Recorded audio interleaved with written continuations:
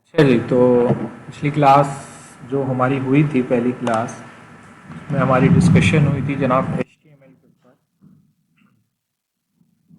आज की क्लास में हम थोड़ा सा आगे चलेंगे और डिस्कशन होगी हमारी CSS के ऊपर।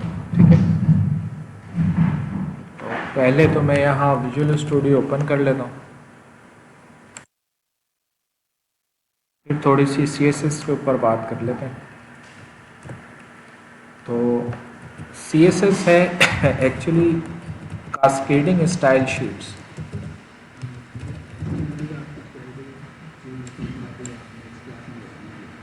हाँ, ये HTML अभी इसी में आ जाएगी। ये CSS अलग नहीं है, HTML के साथ ही है,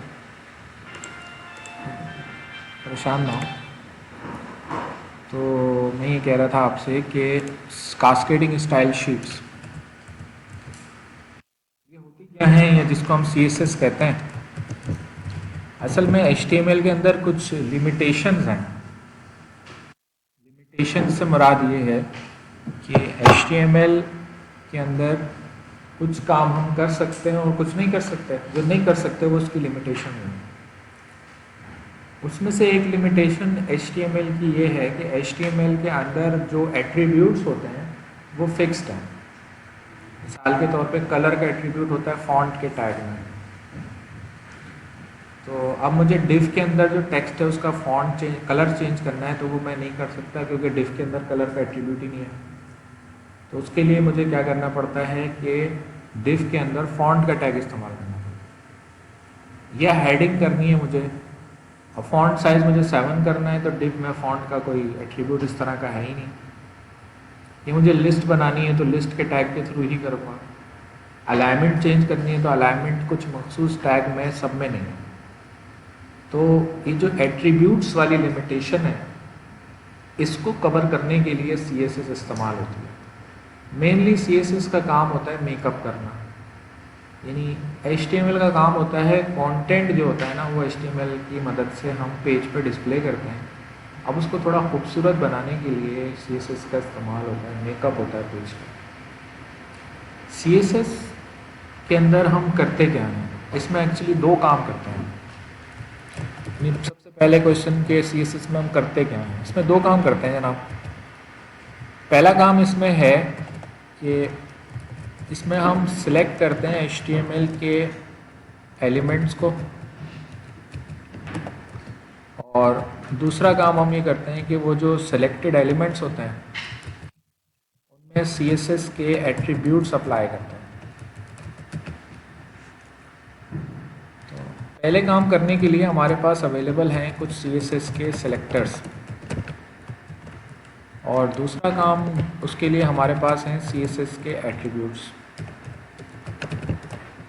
दो ही काम है सिंपल, HTML एलिमेंट्स को सिलेक्ट करना है, सिलेक्ट करने के बाद उन पे एट्रीब्यूट्स अप्लाई करना है। अच्छा,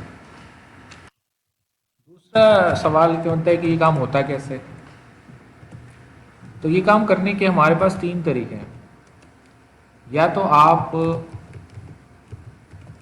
टैग के अंदर, इसको मैं इनसाइड लिख देता हूँ, स्टाइल का एट्रीब्यूट इस्तेमाल करते हैं, या आप हेड के टैग में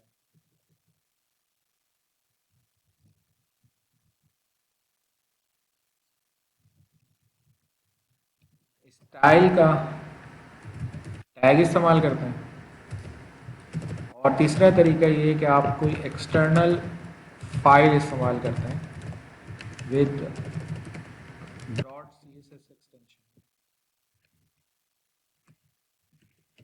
तो पहले ज़रा ये देख लेते हैं कि ये काम होता कैसे। तो उसके लिए जनाब मैं यहाँ पर एक नया प्रोजेक्ट बना रहा हूँ, ASP.NET web application .NET framework. इसका नाम हम रखेंगे CSS डेमो।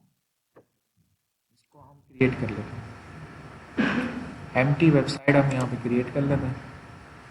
इसका CSS से कोई ताल्लुक नहीं है, जो कुछ हम कर रहे हैं, जस्ट हम एक प्रैक्टिस कर रहे हैं कि भाई विजुअल स्टूडियो में प्रोजेक्ट इस तरह बनता है।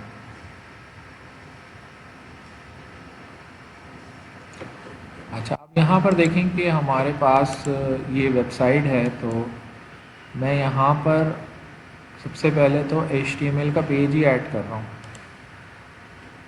HTML पेज 1 के नाम से।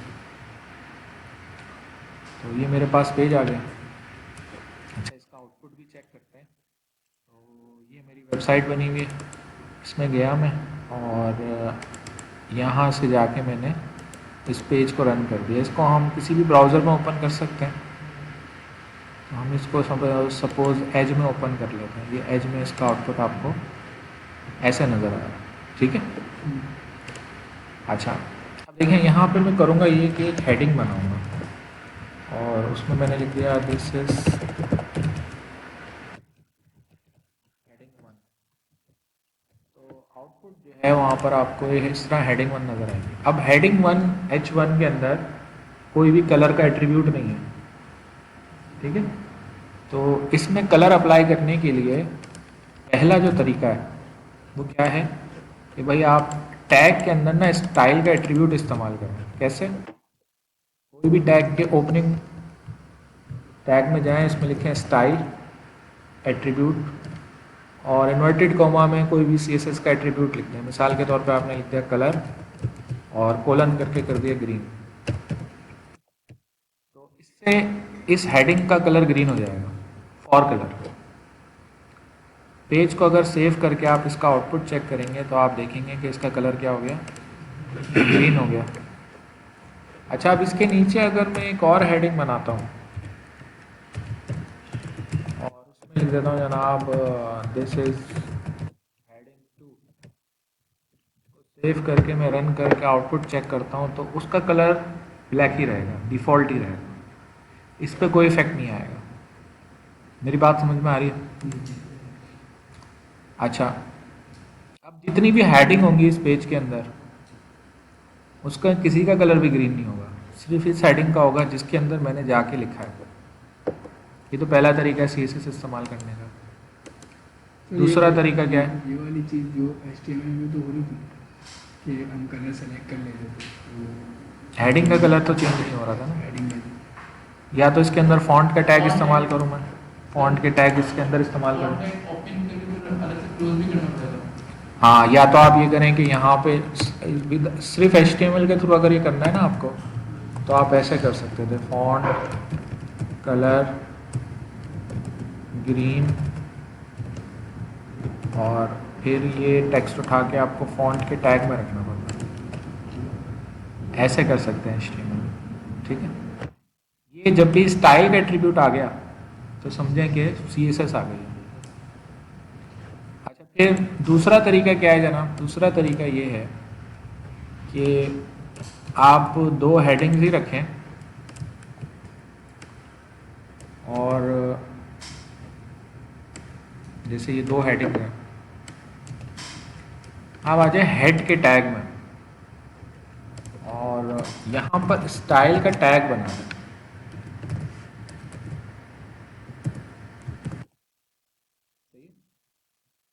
उसमें देखिए मैं लिख रहा हूँ H1 और यहाँ पे मैंने लिख दिया कलर ग्रीन, ये चले ब्लू कर दिया।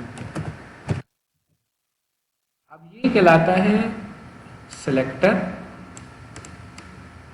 ये कहलाता है, ये CSS का एट्रीब्यूट है, ये पूरा एक स्टाइल होता है। अब इससे होगा ये कि ये दोनों H1 को सिलेक्ट करेगा और दोनों का कलर क्या कर देगा,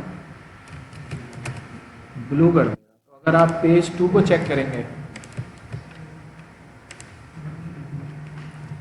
तो आपको दोनों का कलर क्या नज़र आएगा, ब्लू नज़र आएगा। यानी इस तरीके में जो होता है ये कि ये पूरे पेज की तमाम हेडिंग्स को सिलेक्ट कर देगा। बात समझ में आ रही? अच्छा, तीसरा तरीका क्या है जनाब? तीसरा तरीका ये है कि आप यहाँ पर एक और HTML का पेज ऐड कर लें और उसमें भी दो हेडिंग्स रख दें, ठीक। फिर आप ये करें कि एक सेपरेट फाइल बना दें और वो जो फाइल होनी चाहिए ना उसकी एक्सटेंशन होनी चाहिए .css, नाम कुछ भी हो। बात समझ में आ रही मेरी? यानी एक सेपरेट फाइल है जिसकी एक्सटेंशन एक्सटेंशन जो है वो डॉट सी एस एस है। HTML वाले पेज की क्या होती है एक्सटेंशन डॉट HTML। इसमें हम क्या करेंगे, कोई स्टाइल बना लें। जैसे मैंने लिखा H1 और मैंने लिख दिया कलर रेड,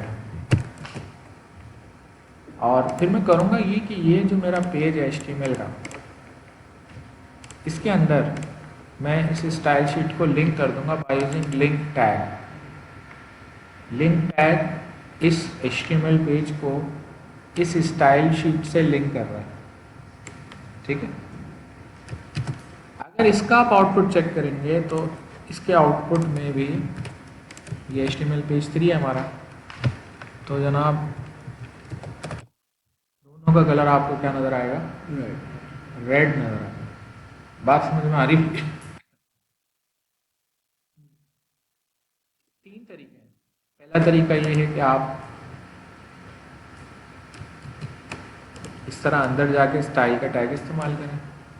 दूसरा तरीका ये है कि हेड में जाके लिखें। तीसरा तरीका ये कि एक सेपरेट फाइल बनाएं और उसके साथ अपने पेज को लिंक करवाएं, ठीक है। अब सवाल ये उठता है कि कौन सा तरीका सबसे ज़्यादा अच्छा है। हाँ भाई, कौन सा तरीका सबसे ज़्यादा अच्छा है? तो भाई जवाब ये है कि हर जगह जवाब देने की ज़रूरत नहीं होती है जब तक जवाब पता ना हो। किसी भी काम को करने के अगर 3 तरीके हैं तो इसका मतलब तीनों तरीके इस्तेमाल होते हैं। जब भी 3 तरीके सही है, ठीक है। आप सांस लेने का क्या तरीका है? नाक से सांस लेते हैं, मुंह से सांस लेते हैं?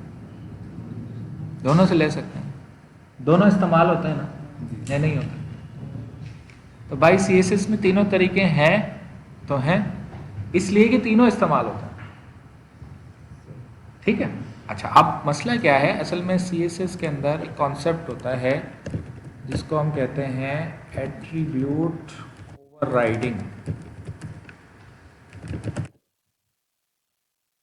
एट्रीब्यूट ओवरराइडिंग क्या चीज़ है? ठीक है, अब मैंने यहाँ पर ना एक नया पेज बना दिया, HTML पेज 4। इसमें हमारे पास दोनों हेडिंग्स हैं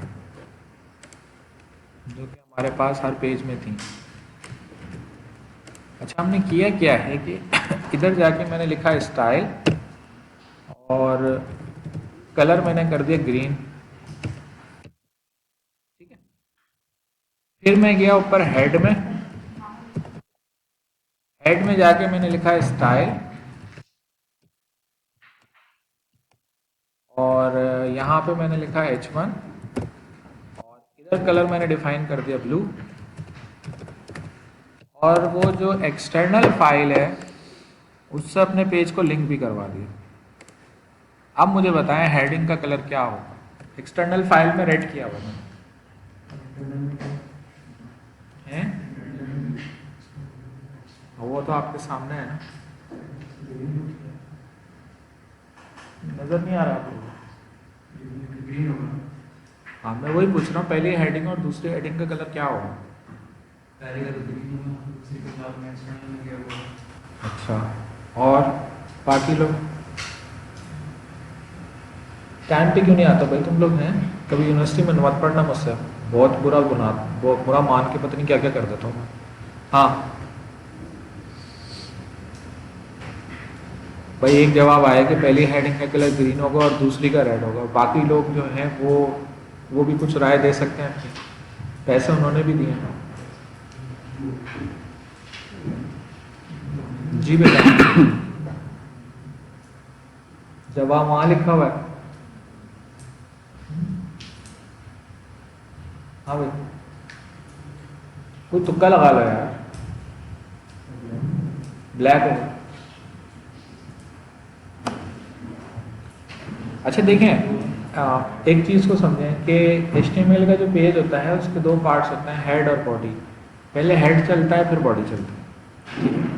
पहले हेड चलेगा, जब हेड चलेगा तो ये जो कोड है ना ये कंपाइल नहीं होता है। HTML CSS जो होती है ना बेटा मेरी सुन लो, मेरी कोई और सुनता नहीं है, ना घर में सुनता है ना ऑफिस में कोई सुनता है, अब क्लास में बच्चे ही सुनते हैं, हमारी मजबूरी है उनकी। अब तुम लोग भी नहीं सुनोगे तो हार्ड आएगी ना हमारी, सुन लिया करो यार। मैं ठीक, मैं ये कह रहा था कि पहले हेड चलता है फिर बॉडी चलती है। हेड के अंदर सबसे पहले ये वाली लाइन चलेगी और ये दोनों हेडिंग्स का कलर कर देगी रेड। अच्छा, उसके बाद ये वाली लाइनें चलेंगी, ये दोनों को ओवरराइड करके ब्लू कर देंगे। सबसे एंड में ये चलेगा तो ये पहली हेडिंग का कलर ओवरराइड करके ग्रीन कर देगी, तो पहली हेडिंग ग्रीन होगी और दूसरी ब्लू होगी। तो लिहाजा जब आप इस कोड का आउटपुट चेक करेंगे तो जनाबे वाला उसका रिजल्ट आपको कुछ इस किस्म का नज़र आएगा, यानी पहली ग्रीन होगी और दूसरी ब्लू होगी। अच्छा, अगर आप क्रोम पे जाके राइट क्लिक करके इंस्पेक्ट करेंगे इसे तो ये कहलाता है इंस्पेक्ट टूल। ये बड़ा इंपॉर्टेंट टूल है, बहुत ज़्यादा इस्तेमाल होता है और अब आपको थोड़ा सा इसको बताना ज़रूरी है। देखें, ये अगर आप इस हेडिंग को इंस्पेक्ट करते हैं तो ये हेडिंग है। देखिए यहाँ से आप चले जाएं ज़रा इसके अंदर, तो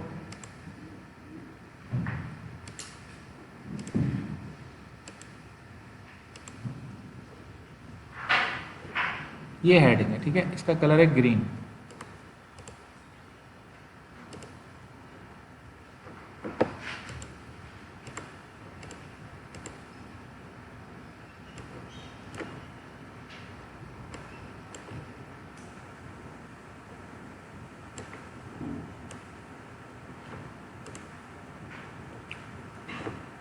और ये वाली जो हेडिंग है इसको इंस्पेक्ट करके देखें तो इसका कलर आपको नज़र आ रहा है क्या, ब्लू।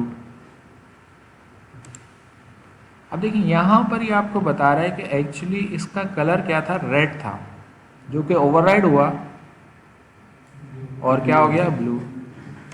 इसके ऊपर जाते हैं तो ये आपको बता रहा है कि इसका कलर रेड था एक्सटर्नल फाइल से, फिर ओवरराइड होके ब्लू हुआ, फिर ओवरराइड होके ग्रीन हो गया। समझ में आ रही बात?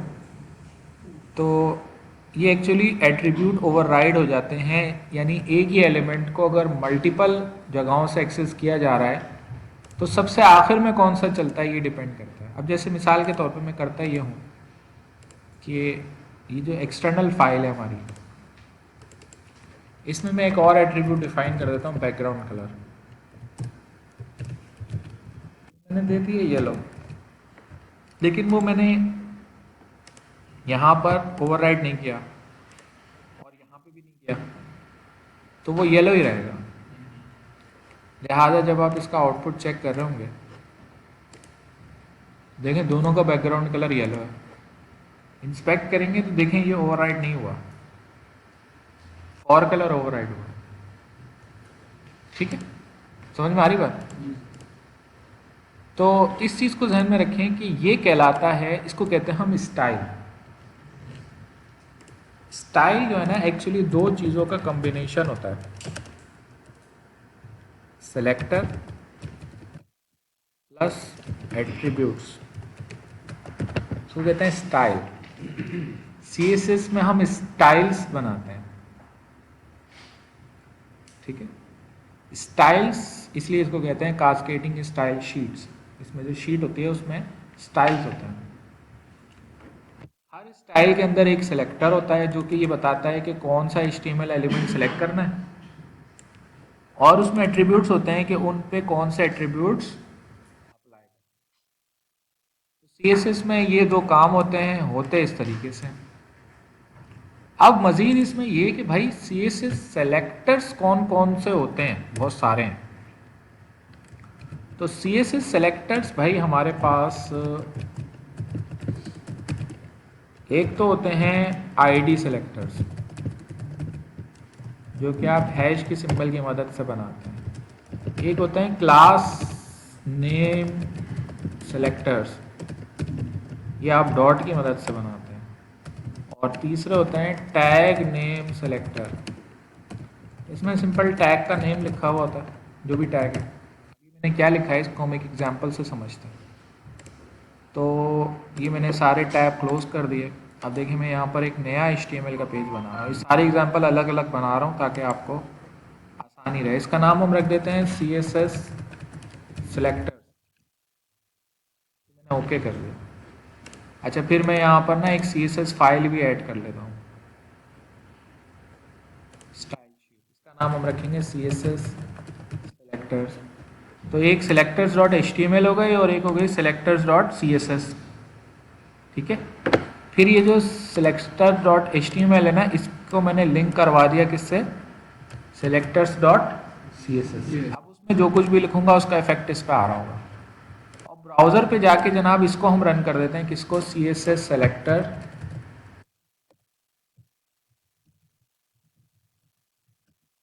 .html। इसका आउटपुट अभी एम्प्टी आ रहा है। ठीक है। चलो अब करेंगे हम ये कि ये जो हमारी div है, बॉडी है, इसके अंदर हमको div बनाएंगे। पहली div, इसको ID दे देते हैं, तो हम कह देते हैं dv top। सही है। इसके नीचे एक और div है, इसको हम कह देते हैं dv left। इसके नीचे एक और div है, इसको हम कह देते हैं dv right। इसके नीचे एक और div है, इसको हम कह देते हैं dv bottom। 4 div हो गई। सही है। आउटपुट चेक करेंगे तो आउटपुट आएगा एम्प्टी, कुछ भी नहीं आ रहा, खाली आ रहा है। क्यों? क्योंकि div तो है, अगर आप इसको इंस्पेक्ट करके चेक करेंगे ना तो div तो मौजूद है, लेकिन ज़ाहिर है उसमें कोई टेक्स्ट नहीं है ना। ठीक है। अच्छा, वापस आते हैं विजुअल स्टूडियो में। मैं आता हूँ CSS में। अब देखें यहाँ पर मैं लिख रहा हूँ हैश। हैश का मतलब है ID। CSS में हैश का मतलब है ID। मैंने लिखा dv top। ये एक सेलेक्टर है, इसका मतलब है उस एलिमेंट को सिलेक्ट करके लाओ जिसकी ID है dv top। सही। अब देखिए मैं यहाँ पे लिख रहा हूँ भाई width 100%, हाइट 100 पिक्सल्स। तो वो जो div है उसकी हाइट और width जो है वो 100 के हिसाब से हो जाएगी। अगर आप आउटपुट चेक करेंगे, इंस्पेक्ट करेंगे, तो देखें ये dv top है ना, तो देखें उसकी width और हाइट 100 के हिसाब से होगी। ज़ाहिर है उसमें कुछ है नहीं तो नज़र नहीं आ रही। अब मैं एक काम ही करता हूँ, उसका बैकग्राउंड कलर भी डिफाइन कर देता हूँ। बैकग्राउंड कलर मैंने इसका लिख दिया लाइट, बल्कि हाईलाइट। ये थोड़ा सा स्काई ब्लू सा हाईलाइट। ठीक है। तो ये आउटपुट नज़र आ जाएगा आपको। ठीक है। समझ में आ रही मेरी बात? ये div है, कौन सी div है? अच्छा, बाकी 3 divs भी यहाँ मौजूद है लेकिन उनको नज़र नहीं आ रही। अच्छा, फिर ये है पूरा सेलेक्टर। इसमें ये पूरा है स्टाइल, इसमें ये है सेलेक्टर और ये 3 एट्रीब्यूट्स। ठीक है। अब मैं क्या करता हूँ कि एग्जैक्टली यही तीनों चीज़ें मैं एक और div पे अप्लाई कर देता हूँ, dv left। इसका मतलब ये है कि ये 3 एट्रीब्यूट्स आपको उस एलिमेंट पे अप्लाई करना है जिसकी ID क्या है, dv left। तो dv left पे भी अप्लाई हो जाएंगे, तो दोनों divs पे अप्लाई होगा। अच्छा, अब इस आउटपुट को देख के क्या समझ आ रहा है आपको? हाँ, ऐसा लग रहा है एक ही div है, 200 पिक्सल हाइट की एक ही div है। तो div की ख़ास बात है कि जब एक div एंड होती है और दूसरी शुरू होती है ना, तो कोई ब्रेक नहीं होता, स्पेस नहीं होता। ठीक है। अब वो पता कैसे चलेगा? अगर मिसाल के तौर पे आप यहाँ इसका कलर कुछ और रख दें ना, जैसे इसका कलर आप ग्रीन रख दें, तो अब आपको यहाँ पे नज़र आएगा कि हाँ जी ये असल में 2 divs हैं। समझ में आ रही बात? ठीक है। बिल्कुल भी स्पेस नहीं होता जब एक div एंड होती है और दूसरी शुरू होती है। अच्छा, रॉज वगैरह होती है ना टेबल की, आप बॉर्डर 0 भी कर लेंगे तो थोड़ा सा स्पेस होता है, पता चलता है कि हाँ ये रो अलग है, ये रो अलग है, लेकिन div में ऐसा नहीं होता। तो ये div का डिफ़ॉल्ट बिहेवियर है, इसको हम इस्तेमाल करते हैं। अच्छा, अब हाइट इसकी हम करते ये हैं कि थोड़ी चेंज कर देते हैं, हाइट कर देते हैं 500 और विड्थ इसकी कर देते हैं 30%। तो ये आपको इस तरीके से नज़र आ जाएगा। तो ऊपर वाली डीवी लेफ्ट टॉप है और लेफ्ट पे कौन से डीवी लेफ्ट। आप चाहें तो हाइट को परसेंटेज में भी दे सकते हैं, ठीक है, लेकिन वो तमाम ब्राउज़र्स पे चलती नहीं है। सही,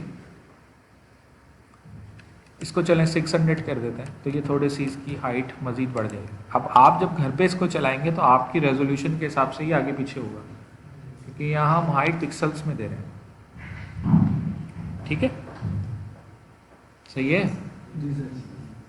कोई मसला तो नहीं है? याद तो नहीं आ रही?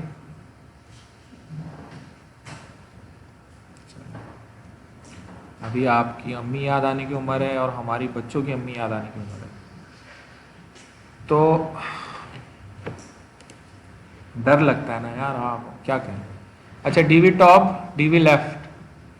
अच्छा, अब यहाँ पर हम क्या करते हैं कि एक और स्टाइल बना देते हैं यहाँ पर, इसको हम कह देते हैं डीवी राइट। नतीजा ये होगा कि एक और डिव नीचे बन जाएगी। इसका कलर चेंज कर देते हैं, इसको हम कर देते हैं लाइट ग्रीन। तो ये आ गई लाइट ग्रीन डिव, कौन सी? DV right. ठीक है। अच्छा, अब यहाँ पे आपने एक चीज़ नोट कर ली होगी कि डीवी जो लेफ्ट है वो 30% थी, उसके बाद डीवी राइट भी 30% थी, लेकिन वो नेक्स्ट लाइन से शुरू हो रही है। तो डिफ का डिफ़ॉल्ट बिहेवियर यही है कि जब एक ख़त्म होती है और दूसरी शुरू होती है तो नेक्स्ट लाइन से शुरू होती है। सही है ना? इसको हम चेंज कर सकते हैं। इसके लिए जो एट्रीब्यूट हम इस्तेमाल करते हैं वो कहलाता है फ्लोट। फ्लोट लेफ्ट किस पे कहा? डीवी लेफ्ट पर, और यही फ्लोट लेफ्ट मैंने कह दिया डीवी राइट पे। ये दोनों लेफ्ट साइड पे फ्लोट होंगे तो कुछ ये इस तरह के स्ट्रक्चर बन जाएगा। जब आप फ्लोट कर देते हैं, समझ लें ये लेफ्ट साइड की तरफ भाग रही हैं दोनों डिव्स ना, तो 30% जगह उसने ले ली, 30 उसने ले ली। सही है। अगर मैं फ्लोट लेफ्ट के बजाय फ्लोट राइट करता तो ये राइट साइड की तरफ फ्लोट होती, और पेज पे पहले कौन सी डिव बनी हुई है? तो लेफ्ट पहले राइट पे फ्लोट होती और राइट उसके बाद राइट पे फ्लोट होती। बात समझ में आ रही? ठीक है भाई, कंफ्यूजन तो नहीं है कोई? दे सकते हैं, वो हमारी मर्जी है। अगर हम लेफ्ट को राइट दे देते हैं, लेफ्ट को लेफ्ट दे देते हैं और राइट को राइट दे देते हैं, तो वो लेफ्ट लेफ्ट पे होगी, राइट राइट पे होगी। ठीक है, ये तो आपके ऊपर है ना, आप क्या करना चाह रहे हैं। आप ये भी कर सकते हैं कि इसकी वेट 70% कर दें, तो अब ये आपको इस तरह नज़र आएगा। ठीक है, समझ में आ रही बात? अच्छा, इस केस में आप बेशक यहाँ लेफ्ट रखें राइट रखें, एक ही बात है, क्योंकि दोनों का जो कम्बिनेशन है वो 100 है। इसमें बस आपको इस चीज़ का ध्यान रखना है।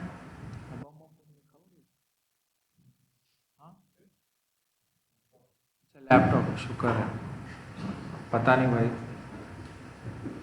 मैं इंडिया के खिलाफ बोलता रहता हूँ ना, मैंने कहा शायद भेज दिया उन्होंने किसी को। तो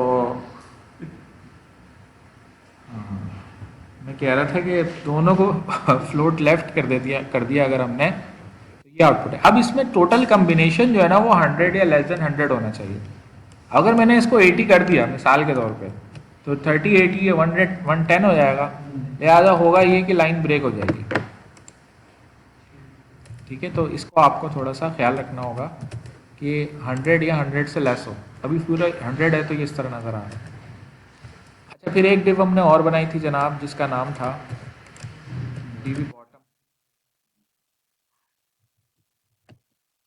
इसकी विड्थ हम 100% ही रखते हैं, हाइट इसकी 60 पिक्सल कर देते हैं, बैकग्राउंड कलर लाइट ग्रीन ही रखते हैं। तो ये आ गई नीचे आपकी डीवी बॉटम, इसको 40 कर देंगे।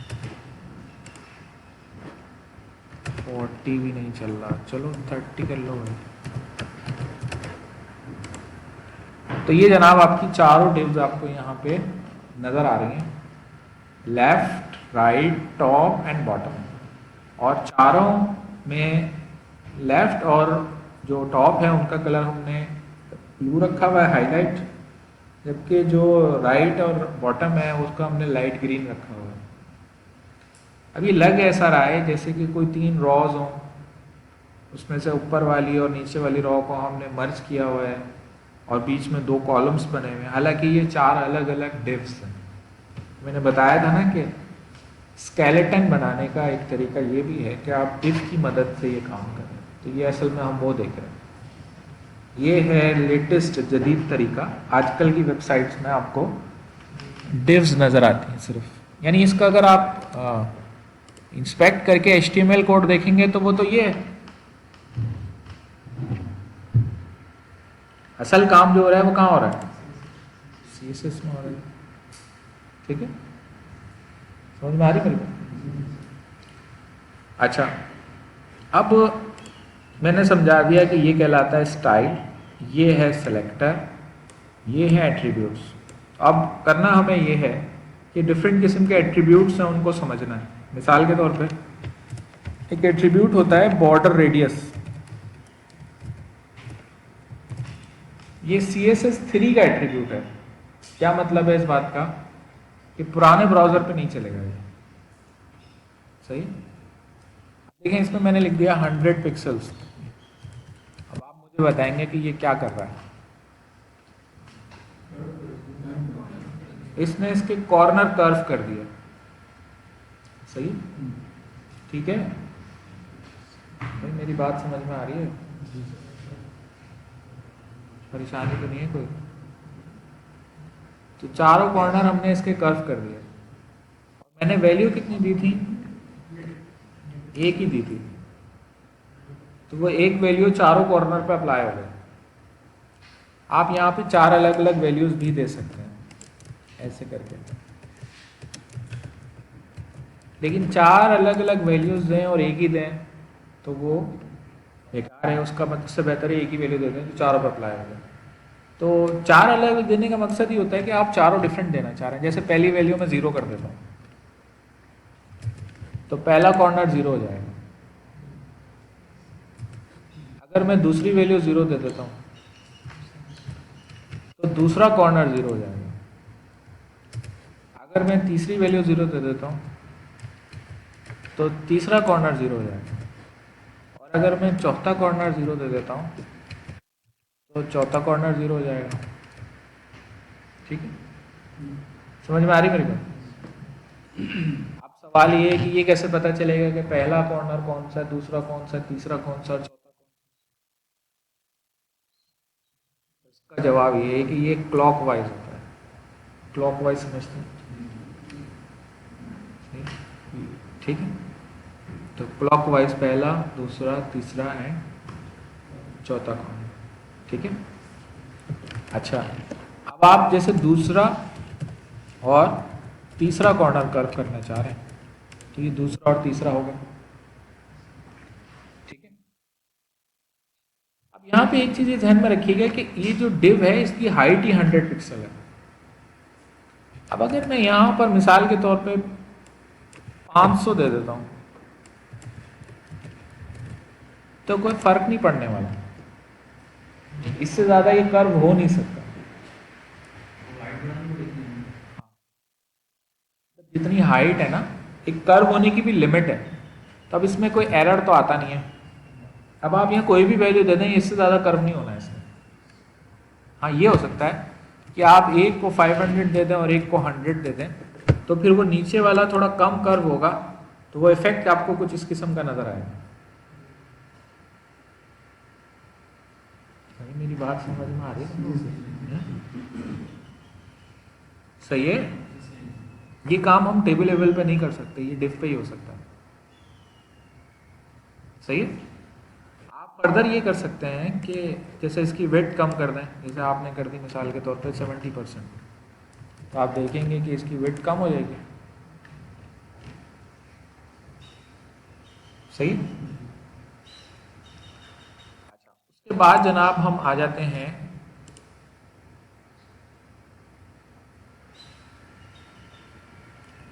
वाइट साइड कैसे रिमूव हो गई, वेट तो 100% कर दी। कौन सी वाइट साइड, कौन सी वाइट साइड रिमूव कर दी?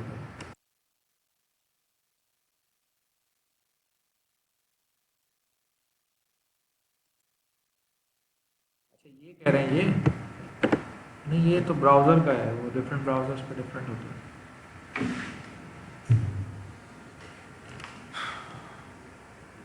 ये तो बेटा ब्राउज़र का है, ये आप कुछ भी नहीं कर सकते इसका, डिफरेंट ब्राउज़र्स पे डिफरेंट है। अच्छा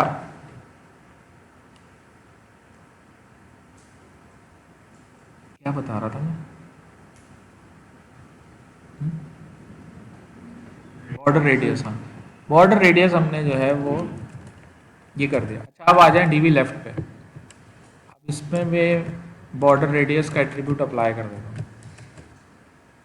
तो इसमें भी देखें ये 500 और ये 100। अब इसके ज़रा 500 का इफेक्ट सही से नज़र आ रहा है क्योंकि इसकी अपनी हाइट जो है ना वो 600 है, तो आप यहाँ पे 600 भी कर सकते हैं। अच्छा आप देखिए यहाँ पर ये जो हम पिक्सल्स में डिफाइन करते हैं ना, जैसे मैं यहाँ पे कर दूँ 100 पिक्सल्स, तो चारों कॉर्नर पे ये 100 पिक्सल हो जाएगा। आप यहाँ पे परसेंटेज भी दे सकते हैं।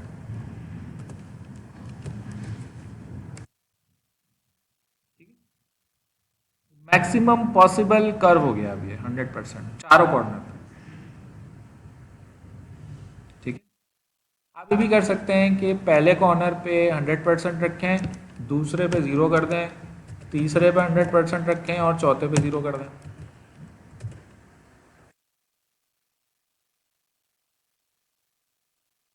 सही है? ओ भाई मेरी बात समझ में आ रही है तुम लोगों को? तो ये कौन सी डिव है? अब आप थोड़ा सा ये करें कि ये ज़ीरो यहाँ से हटा कर यहाँ कर दें, तो वो पत्ता जो है वो किसी और का पत्ता हो जाएगा।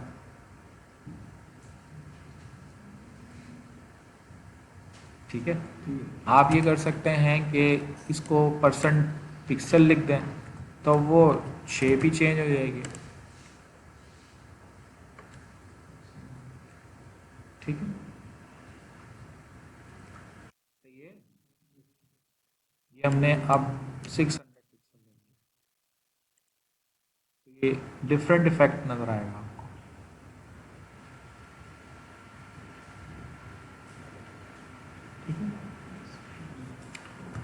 एग्जैक्टली यही बॉर्डर रेडियस हम डिफाइन कर देते हैं डीवी राइट में, तो अब ज़ाहिर है उसकी विड्थ डिफरेंट है तो उसमें डिफरेंट आपको स्ट्रक्चर नज़र आएगा। आप ये कर सकते हैं कि इसमें 100% दे दें चारों कॉर्नर, ये आपको इस तरह सर्किल बना हुआ नज़र आ जाएगा। सही है? ठीक है, आप ये करें कि पहला कॉर्नर 0 दे दें और बाकी में 100% डिफाइन कर दें, तो ये इस तरीके से नज़र आ जाएगा आपको। सही है भाई, मेरी बात समझ में आ रही है तुम लोगों को? ये जो मुस्कुराहट चेहरे पे आ रही है इसका रीज़न क्या है?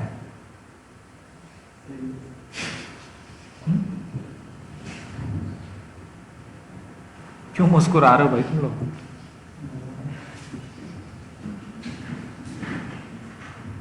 चलिए चलिए, देखिए एक चीज़ याद रखिएगा, मैं असल में ना थोड़ा सा इसको समझने की ज़रूरत होती है। जो भी काम आप कर रहे होते हैं ना, तो उसको आप बिल्कुल ऐसे ही समझें कि जैसे कभी आपने वो देखें मट्टी के बर्तन बनाने वाला, वो किस तरह मट्टी का बर्तन बनाते हैं। कभी आप वो जिस तरह बैठे हुए होते हैं ना, तो वो अपना हाथ यूं करते हैं और यूं करते हैं और बर्तन की शेप चेंज हो जाती है। लेकिन कभी आप बैठ के यूं यूं करेंगे ना तो वो बर्तन ही टूट जाएगा। क्योंकि वो जो यूं कर रहे हैं ना, वो कोई 1075वीं दफ़ा कर रहे हैं, तो उनके हाथ को किस तरह कर्व करना है, बहुत प्रैक्टिस है। असल चीज़ है प्रैक्टिस, ठीक है। फिर ये कि जब वो काम कर रहे होते हैं ना, तो उसको करते हुए उनको बड़ा मज़ा आ रहा होता है, इंजॉय कर रहे होते हैं वो उसको। तो जो भी काम हम जब कर रहे होते हैं ना, उसको एंजॉय कर रहे होते हैं, तो वो सही हो रहा होता है। अगर ऐਵੇਂ ही कर रहे होते हैं, बेकार से कर रहे होते हैं, तो नहीं होता, ठीक है। मैं सिर्फ इसलिए समझा रहा हूँ कि प्रोग्रामिंग से ना बहुत सारे लोगों की जान निकलती है। यार प्रोग्रामिंग कैसे करेंगे, इतना मुश्किल काम है, इसको जब तक आप इंजॉय नहीं करेंगे ना, तो फिर आपको अजाब ही बनी रहेगी। प्रोग्रामिंग तो सबसे मुश्किल सब्जेक्ट है। सर कोई ऐसा सब्जेक्ट बताएं जिसमें प्रोग्रामिंग नहीं है। लानत है भाई, जब तुम्हें प्रोग्रामिंग ही नहीं आती तो फिर पढ़ क्यों रहो कंप्यूटर साइंस, मत पढ़ो। बच्चों को ये बोल देता हूँ। लेकिन ये कि अगर आपको डेवलपमेंट करनी है तो प्रोग्रामिंग तो सीखनी पड़ेगी। अब चाहे रो के सीखो, चाहे हंस के सीखो, बात समझ में आ रही मेरी, ठीक है। तो अगर आप उसको प्रैक्टिस करेंगे, टाइम लगाएंगे, तो आपको इसमें इंजॉयमेंट आना शुरू हो जाएगी, तो तभी आप इसमें कुछ कर सकते हैं, अदरवाइज कुछ नहीं कर सकते। सही है। एक दफ़ा हमारी बेगम का बड़ा मूड ऑफ था, तो मैंने कहा कि यार तुम्हारे हाथों में बड़ा जायका है। अच्छा ये काफ़ी नहीं होता, मैं ऐसी टिप्स दे रहा हूँ। उसके बाद अगला जुमला भी ज़रूरी था। मैंने कहा यार तुम्हारी बहन अच्छा नहीं पकाती, तुम बड़ा अच्छा पकाते हो, अब ज़रा मूड अच्छा हो गया। तो आगे से जवाब ये आया कि पकाते हुए ना दिल से पकाना पड़ता है। अगर दिल से पकाएंगे तो जायका अच्छा होता है खाने में। तो ये चीज़ हर जगह फिट होती है। कोई भी काम जब हम कर रहे होते हैं, अगर हम वो दिल से करेंगे तो उसमें जायका आएगा, नहीं तो अजीब सा बन जाएगा, जिसको खाने वाला जो है ना सिर्फ मुंह हिला रहा होगा, भाई यार कैसी चाय बनाई है, लेकिन बोल नहीं सकते। चाय तो है लेकिन अजीब से उबला हुआ पानी है। मैं सिर्फ समझा रहा हूँ आपको कि कोई भी काम खरीदना है तो दिल से करना पड़ेगा। दिल से करने के लिए उसमें एफर्ट लगानी पड़ेगी, और ऐसे करना पड़ेगा कि हाँ भाई ये कुछ काम हो रहा है, लग रहा है कि हाँ भाई ये बंदा वही काम कर रहा है जिसके लिए ये बना है। अच्छा जी, तो ये है डीवी राइट। आप इसको मुख्तलिफ़ किस्म के स्ट्रक्चर यहाँ प्रोवाइड कर सकते हैं। जैसे मिसाल के तौर पे हम यहाँ पर इस तरीके से यहाँ पर दे देते हैं पिक्सल्स, तो आपको आउटपुट कुछ इस किस्म का नज़र आएगा। और अगर आप इसको 600 कर देंगे तो ये मज़ीद कर्व हो जाएगा। अच्छा, आप यहाँ पर जो है ना, वो एक इम्पॉर्टेंट चीज़ ये है कि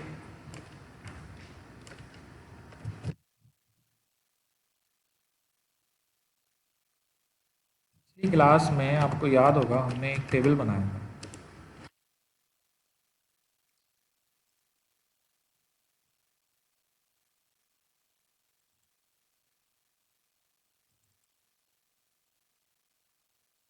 और वो टेबल बनाया था हमने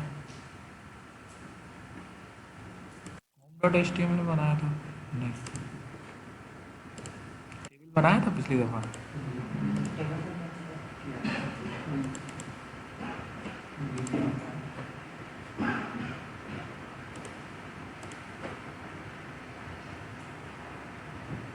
कॉन्टैक्ट में बनाया था शायद, हाँ, ठीक है।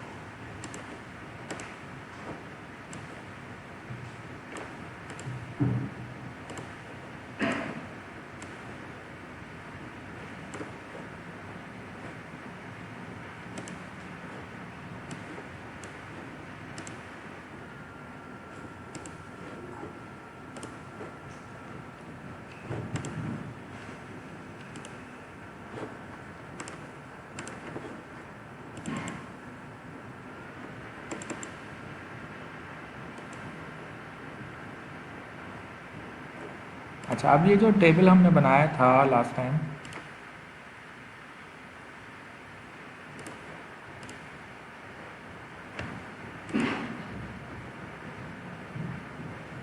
एक तो ओवरऑल टेबल बनाया था, एक टेबल हमने ये बनाया था फॉर्म वाला, पूरा फॉर्म बनाया था। तो ये फॉर्म वाला ज़रा मैं कॉपी कर रहा हूँ यहाँ पर, और इधर आकर मैं डीवी राइट के अंदर पेस्ट कर रहा हूँ, ठीक है। तो जो आउटपुट नज़र आएगा हमें,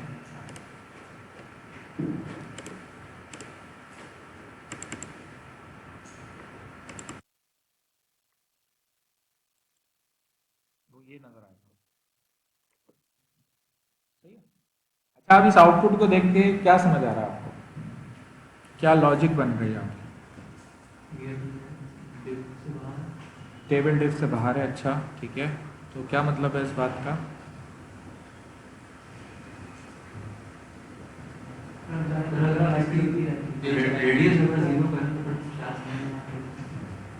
आप क्या कह रहे हैं? हम्म, हाँ असल में देखें वही मैं बात आपको बता रहा था कि HTML CSS जो होती है ना, ये कोई कंपाइल कंपाइल तो होती नहीं है, इसके कोई ग्रामर वैमर नहीं है। तो जो आउटपुट नज़र आता है ना, उससे आपको लॉजिक बनानी चाहिए। एक्चुअली ये जो हम कर्व कर रहे हैं ना, बॉर्डर रेडियस, ये आपको बेवकूफ़ बना रहा है। डिफ कर्व नहीं हो रही, बैकग्राउंड कलर कर्व हो रहा है। डिव उतनी की उतनी है, क्योंकि अगर डिफ कर्व हो रही होती तो टेबल डिफ से बाहर कैसे आ गया? बात समझ में आ रही है? तो वो जो बैकग्राउंड कलर है ना, वो कर्व हो रहा है, तो बॉर्डर रेडियस इस्तेमाल होगा और बैकग्राउंड कलर इस्तेमाल नहीं किया तो कोई फ़ायदा नहीं होगा। बॉर्डर रेडियस के साथ साथ बैकग्राउंड कलर का एट्रीब्यूट इस्तेमाल करता है। डिव अपनी जगह उतनी है। सही है भाई, मेरी बात समझ में आ रही है? अच्छा, फिर कुछ और भी एट्रीब्यूट्स हैं जो CSS के हैं। मिसाल के तौर पे चलें आसान हो जाए ज़रा।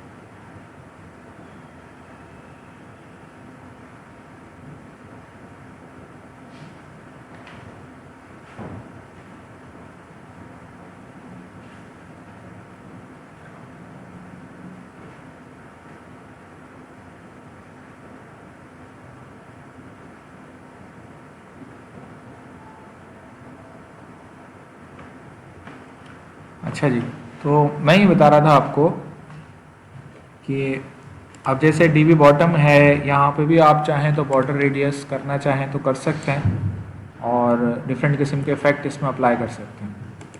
अच्छा, एक एट्रीब्यूट होता है जिसको हम कहते हैं बॉक्स शेडो। अब बॉक्स शेडो क्या है कि मिसाल के तौर पे आपने लिख दिया रेड 10 पिक्सल्स 10 पिक्सल्स, ये मैंने कौन से सिलेक्टर में किया है? DB टॉप वाले में किया है, तो लिहाजा इसका ये आपको शेडो नज़र आ रहा है रेड कलर का। अब ये 10 पिक्सल क्या चीज़ है?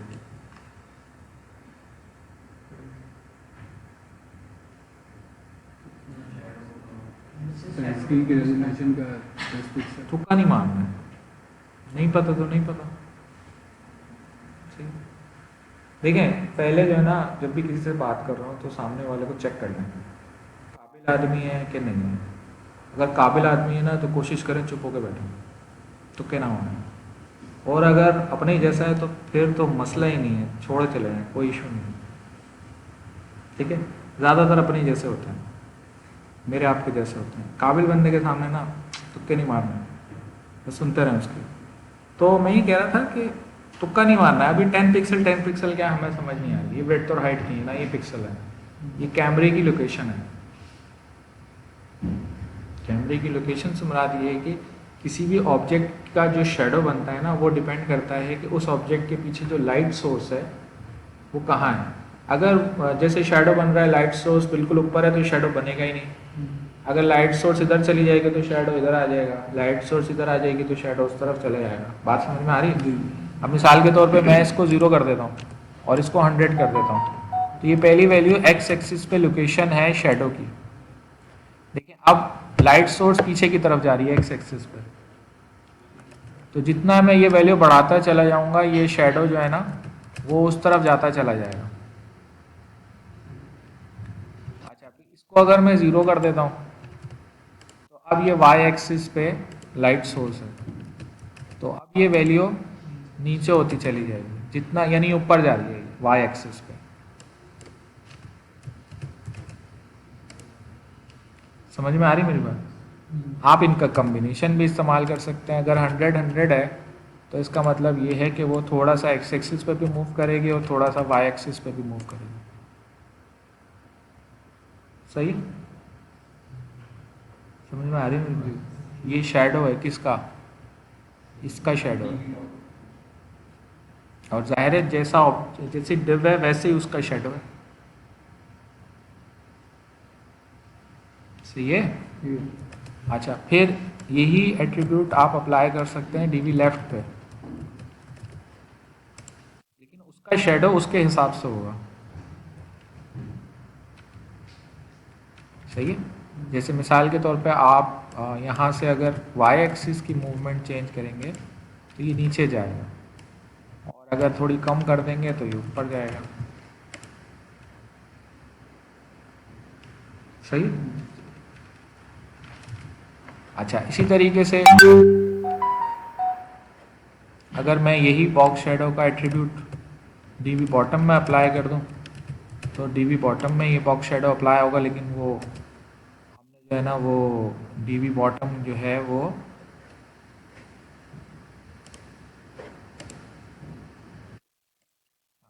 डीवी बॉटम के लिए हम थोड़ा सा, अच्छा इसमें एक इंटरेस्टिंग चीज़ ये होती है कि मिसाल के तौर पे आपने माइनस में दे दिया तो माइनस में वो फिर इस तरफ चला जाएगा। ठीक है? और इधर अगर माइनस में दे दिया तो ये ऊपर चला जाएगा। ठीक है? इसकी खुद की विड्थ 30 है बेचारे की, तो लिहाजा हम यहाँ पर -30 दे दें। सही है? समझ में आ रही बात? तो ये शेडो हमने बना लिए रेड कलर के divs के।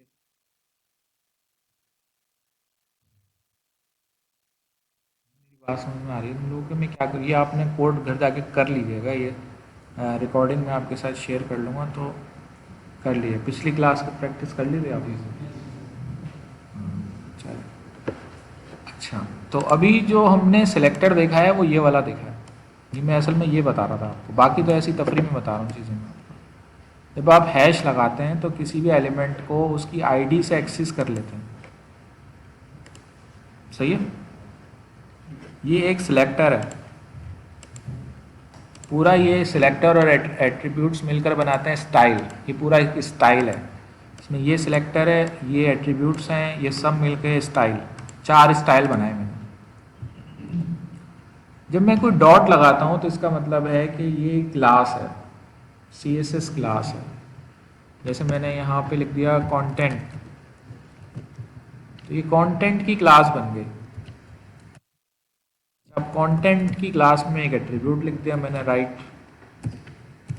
अब ये किस पे अप्लाई होगा? तो हर वो एलिमेंट जिसके अंदर क्लास का एट्रीब्यूट हो और उसमें लिखा हुआ कंटेंट, उस पर ये क्लास अप्लाई हो जाएगी। जिस तरह स्टाइल का एट्रीब्यूट होता है ना, इसी तरह क्लास का एट्रीब्यूट होता है। ये आप किसी भी टैग के साथ इस्तेमाल कर सकते हैं। ठीक है? तो आप देखेंगे कि इसका टेक्स्ट क्या हो गया, राइट अलाइन हो गया इस TD का।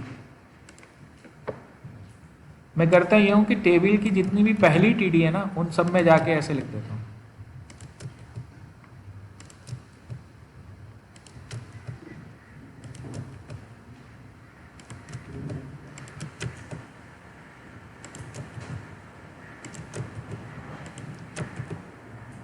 तो नतीजा ये होगा कि सबका अलाइनमेंट टेक्स्ट की क्या हो जाएगी, राइट अलाइनमेंट।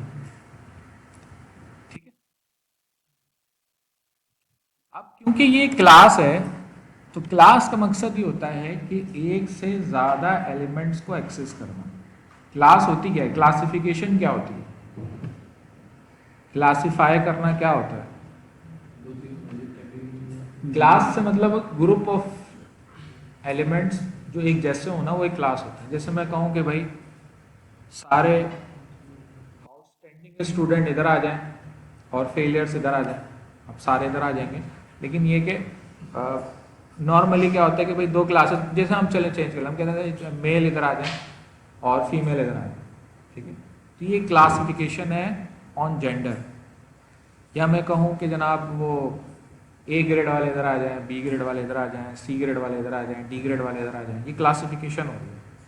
आप किसी ना किसी क्लास से बिलोंग करते हैं, तो क्लास का मतलब है मल्टीपल एलिमेंट्स हैं जो कि आप उनको एक साथ उनका ग्रुप बनाना चाह रहे हैं। तो अब जो भी ये क्लास अप्लाई करेगा उसका टेक्स्ट अलाइनमेंट राइट हो जाएगी। और हमने पहली टीडी के जितने पहले कॉलम में जितनी टीडीज थी उनको आपको कर दिया। अब आप इसमें जो भी एट्रीब्यूट अप्लाई करेंगे वो सब पे अप्लाई होगा। ऐसे मिसाल के तौर पे बैकग्राउंड कलर आपने यहाँ हाईलाइट दे दिया, तो आप देखेंगे कि इन तमाम टीडीज का बैकग्राउंड कलर हाईलाइट हो जाएगा। समझ में आ रही मेरी बात। तो अब आप इस एक क्लास से मल्टीपल एलिमेंट्स को हैंडल कर रहे हो। ठीक है, आप ये कर सकते हैं कि यहाँ पे आपने लिख दिया font bold, font weight bolder, तो इनका फॉन्ट बोल्ड हो जाएगा। आप चाहें तो फॉन्ट साइज भी बढ़ा सकते हैं। मुख्तलिफ किस्म के एलिमेंट्स आप इन पर अप्लाई कर सकते हैं। या आप जैसे कह दें कि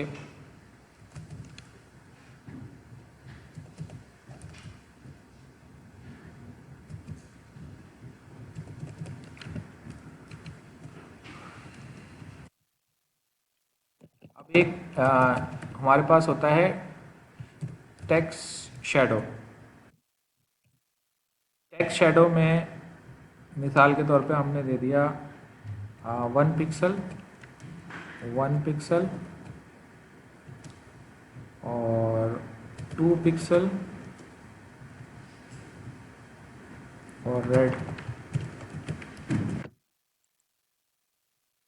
ये इस पर टेक्स्ट शेडोइंग हो गई। इसमें असल में हुआ ये कि रेड कलर का शेडो बन गया, इसका ब्लैक इसका अपना कलर है। अब ये वैल्यूज़ अगर आप चेंज करेंगे ना तो ये शेडो की लोकेशन चेंज हो जाएगी। अब ये थोड़ा सा राइट साइड पे चला गया शेडो। अगर आप -10 करेंगे तो ये एक्स एक्सिस पे लेफ्ट साइड पे चला जाएगा शेडो। ठीक है, और 1 रखेंगे तो वो तकरीबन थोड़ा सा, 0 रखेंगे तो वो बिल्कुल गायब भी हो जाता है फिर वो ना। ये वाला जो है वो वाई एक्सिस पे ऊपर नीचे करना है आपने। समझ में आ रही मेरी बात। बाकी उसका फॉन्ट अपना कितना है, अब यहाँ पे 20 कर दिया तो वो फॉन्ट उसका जो है ना वो ब्लर हो जाएगा बहुत ज़्यादा। यानी आपने यहाँ 5 दे दिया तो उसकी ब्लरिंग ज़्यादा हो जाती है। फिर ये कि कलर कौन सा रखना है, सही है। ये सारा काम CSS के थ्रू हो रहा है। क्योंकि आपने यहाँ लिखा है तो वो हर एलिमेंट पे अप्लाई हो रहा है जो इस क्लास से बिलोंग करता है। सही है। अच्छा, फिर तीसरा टाइप का जो सिलेक्टर होता है वो कहलाता है टैग नेम सिलेक्टर। वो ये है कि आप कोई भी टैग सेलेक्ट कर लें। मिसाल के तौर पे आपने लिख दिया यहाँ पे इनपुट। अब इनपुट एक टैग है, तो अब जितने भी इनपुट हैं उन सब पे ही अप्लाई हो जाएगा। देखिए ना डॉट लगा है ना हैश लगा है। बात समझ में आ रही है। अब जितने भी इनपुट हैं उन पे ही अप्लाई हो जाएगा। सही है। जैसे मैं करूँ ये कि यहाँ पर लिख देता हूँ बैकग्राउंड कलर रेड, तमाम इनपुट्स का बैकग्राउंड कलर रेड हो जाएगा। इसका क्यों नहीं हो रहा? ये टेक्स्ट एरिया है। और इसका क्यों नहीं हो रहा? ये सिलेक्ट है। तो अब आप ये कर सकते हैं कि ऐसे कर सकते हैं कि 3 इस तरह के सिलेक्टर बना लें। सिलेक्ट टेक्स्ट एरिया, तो तीनों का कलर जो है वो आप देखेंगे कि भाई रेड हो जाएगा, बैकग्राउंड कलर रेड हो जाएगा। लेकिन इस तरह अगर एट्रीब्यूट सेम हो और 3 अलग अलग सिलेक्टर हो तो बेहतर तरीका ये है कि आप कॉमा करके ऐसे बना लें। इसका मतलब है ये 3 अलग अलग सिलेक्टर हैं और तीनों का एट्रीब्यूट सेम है। अब जैसे मिसाल के तौर पे आपने लिखा कि फॉर कलर जो है ना वो मुझे येलो चाहिए, तो इनका फॉर कलर येलो हो जाएगा।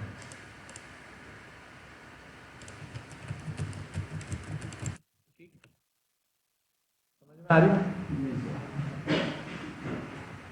तो 3 तरह के सिलेक्टर होते हैं, आईडी वाले,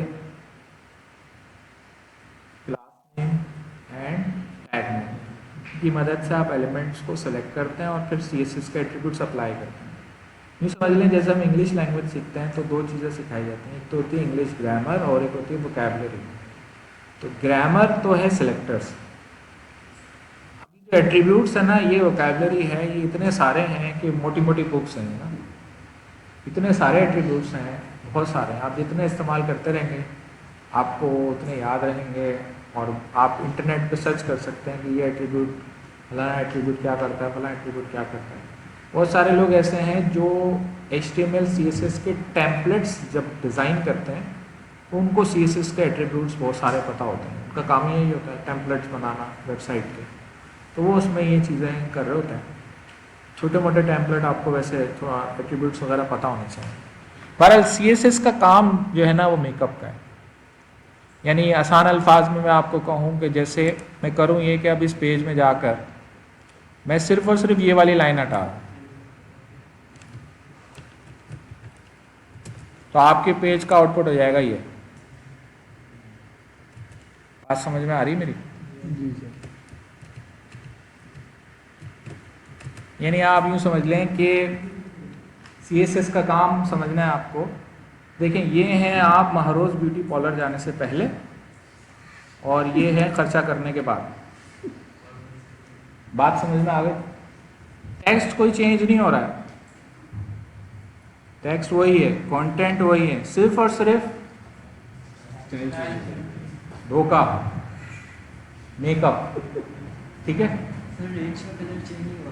किसका? रेंज रेंज का तो बेटा कलर होगा क्या ना, इसमें तो कलर है ही नहीं ना, इसमें फॉर और बैकग्राउंड कलर है ही नहीं। ये वाइट ही रहेगा, ये बैकग्राउंड कलर नहीं है इसमें, ये यही रहेगा। अच्छा ये हर ब्राउजर पर डिफरेंट होता है, ये CSS HTML5 का एट्रीब्यूट है ना। तो बहरहाल मैं आपको CSS का काम बता रहा था कि CSS अब देखें CSS HTML के साथ मिलकर इस्तेमाल होगी, अलग से CSS इस्तेमाल करने का फ़ायदा नहीं है। कुछ HTML होगी उसके साथ आप CSS इस्तेमाल करेंगे HTML के जो लिमिटेशन है उसको कवर करने के लिए।